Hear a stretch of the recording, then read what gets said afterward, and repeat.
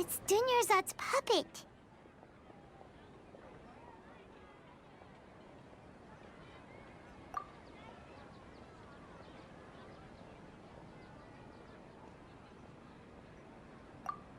Traveler? You must be exhausted. Come to think of it, we've been stuck in this place for a really, really long time. Heck, even the last time we were chatting happily with Dunyarzad feels like an eternity ago.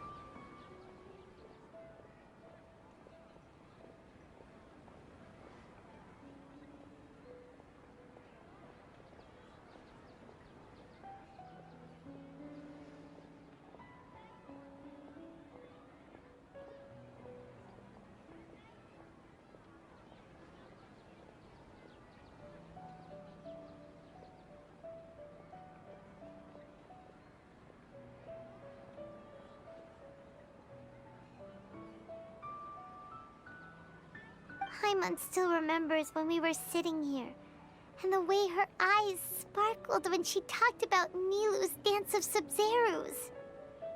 There will always be frustrations in life, but I know that the point of living is not to leave behind any regrets.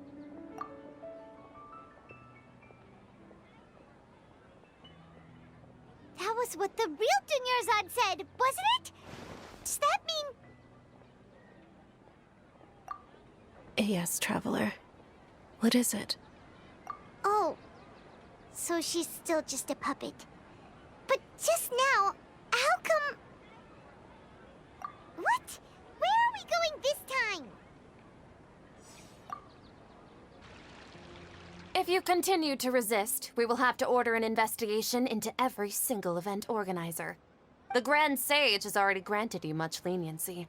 I advise that you exercise tact. How did things turn out like this?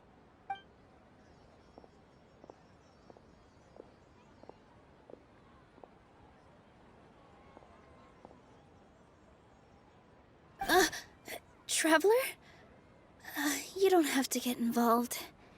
He's a sage from the Academia. I don't want to drag you into this. Traveler? Traveler? What the heck are you doing? If you get arrested by the Academia, that's another day gone to waste!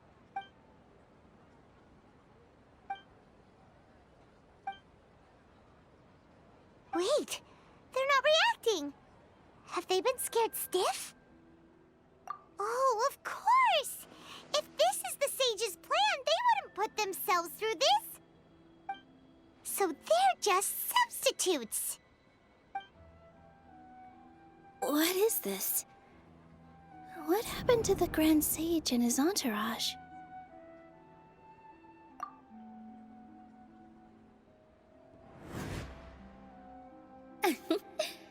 Like I said, they symbolize the goddess of flowers. It's just a shame that all the real Bodhisattvas went extinct after her death. Yes. The Greater Lord brought forth new Padisarahs in memory of the goddess of flowers. But she ultimately could never truly replicate that beautiful shade of purple.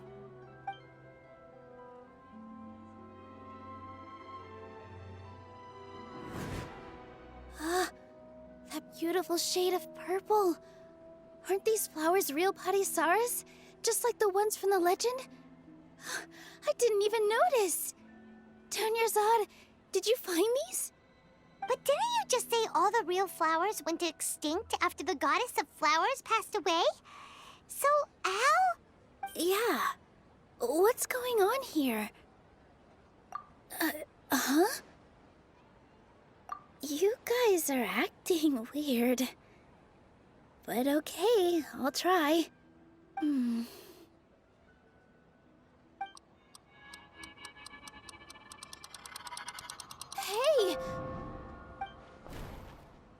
They disappeared! So Nilu's the host! What a surprise! Purple Bodhisattvas don't exist in the real world anymore. But in Nilu's subconscious, they can appear as decorations on the stage. It's just like the example Nahida told us. People assume there will be food on a plate, and Nilu assumed there would be real Patisaras in the flower pots. So when you saw the flowers, you instantly knew it was Nilu? But if we want to end the samsara, we need the host to become aware that they're dreaming. How should we make Nilu realize that? Am I dreaming? Huh? So I'm right. Is this Lesser Lord Kusanali responding to our celebration of the Sabzeruz festival? Wrong guess, but you aren't completely wrong either.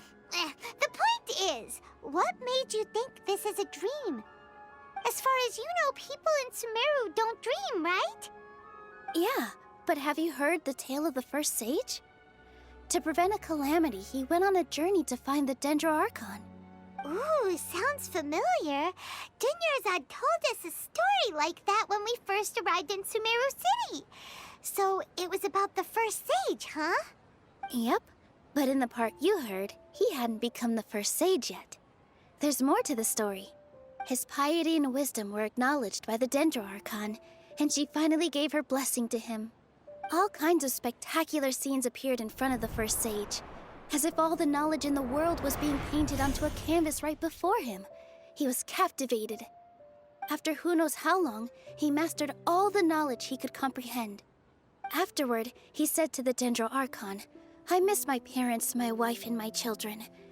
I've been away from home for far too long. They must be worried." The Dendro Archon smiled. The next second, the sage found himself lying in his bed, as if he had just woken up from a dream. His wife, lying next to him, said, "You're off to search for the Dendro Archon today, aren't you? Have a safe journey, my love."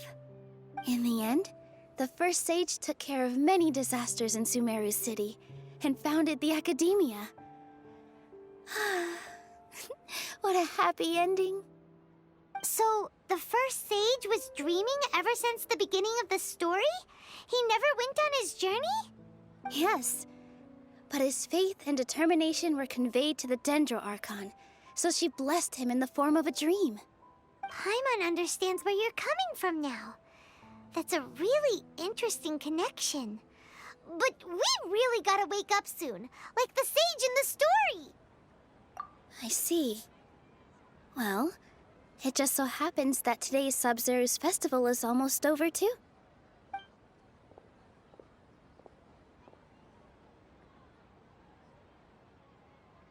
Since we're in a dream, let's make this final dance of Sabzeruz as beautiful as we can.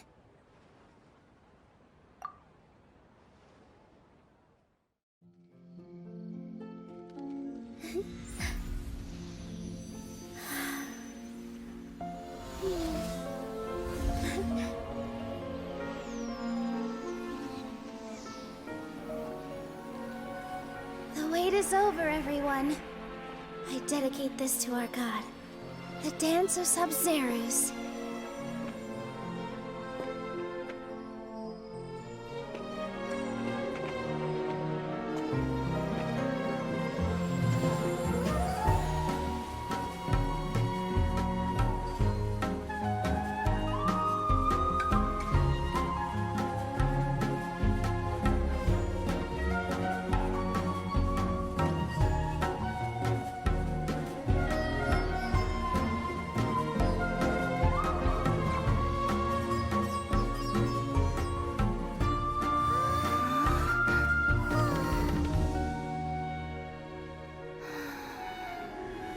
I'd be lying if I said I had no regrets.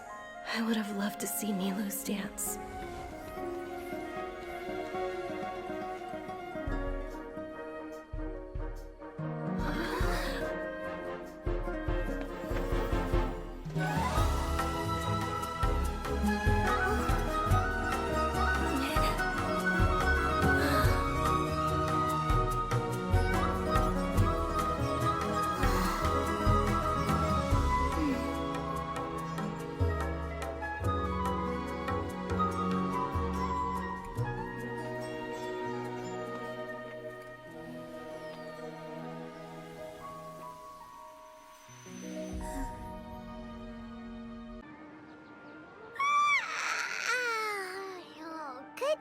Traveler. Oh, Paimon feels like she's been asleep for the longest time. Paimon's head feels super heavy. Did we oversleep? Do you even remember going to sleep last night? Paimon thinks it was after the Sumeru's festival. The Sumeru's festival! Have we finally escaped from the Sumeru Samsara? Quick! Take off your Akasha terminal!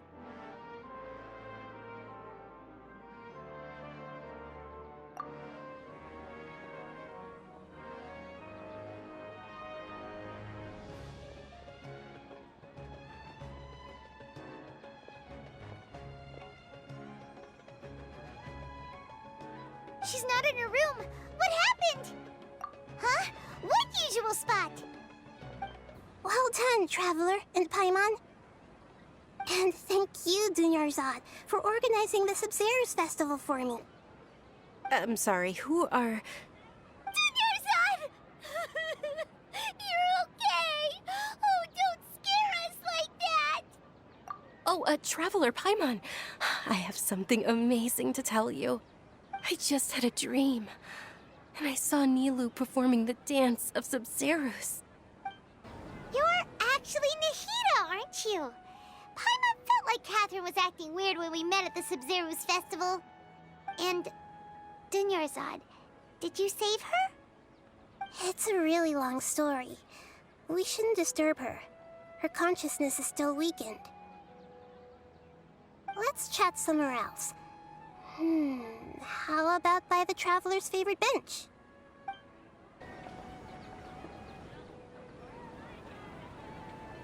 Let's talk about Dunyarzad first. It's such a relief that she's all right. After we parted on the last day of the Sumeru's festival, I left the city and saw what the Traveler had described. Among the countless dreams, I found one that was growing fainter and fainter. This proved my suspicion. Once Dunyarzad could no longer bear the Akasha harvesting her dreams, her consciousness began to dissipate.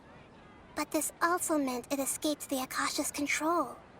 Such a small fragment of consciousness can't last for very long, though. It will return to its original dream, where both will gradually fade until they completely disappear. I used all the power I had to keep her dying dream alive as long as possible. But it still wouldn't have lasted for much longer if it hadn't been for you two breaking the samsara.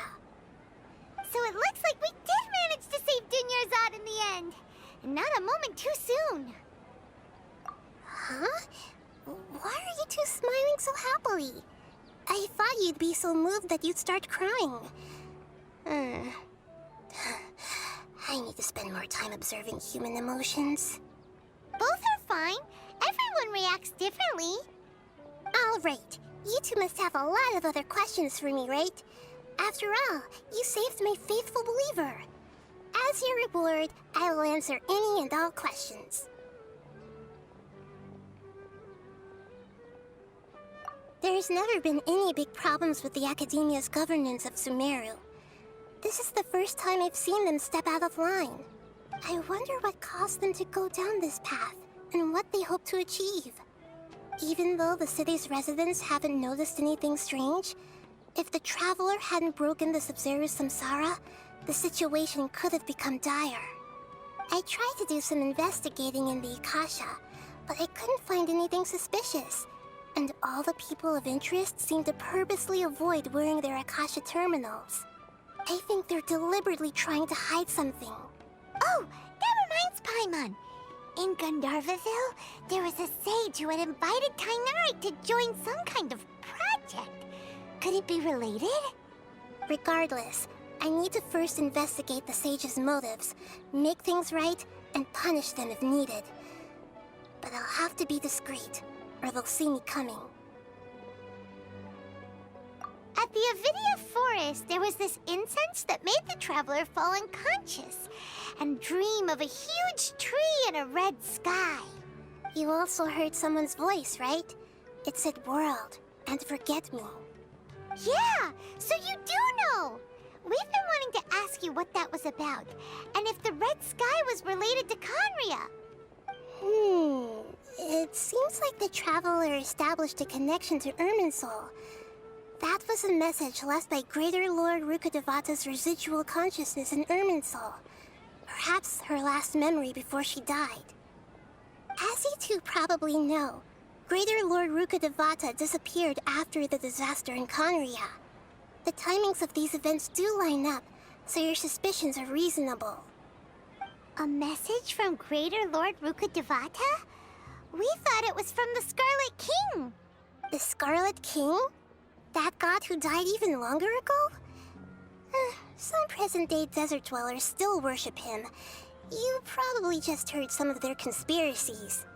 Okay, so what does the message mean? I still haven't managed to decipher it. Even the Akasha isn't currently capable of doing that. Greater Lord Rukkhadevata's residual consciousness in Irminsul seems to be contaminated with something that has a very dangerous aura to it. Many devoted scholars go mad as soon as they connect their consciousness.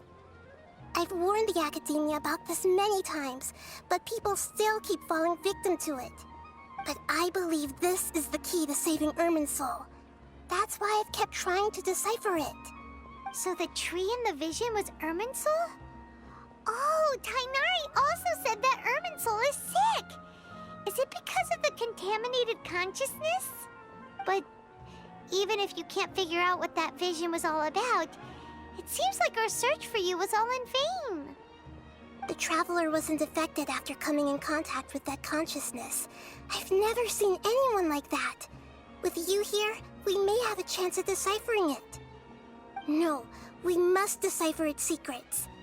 I've already eliminated all other factors that might affect Irminsul. This is the only one left. This puzzle has life and death at stake. It could determine Irminsul's fate, as well as Tevat's.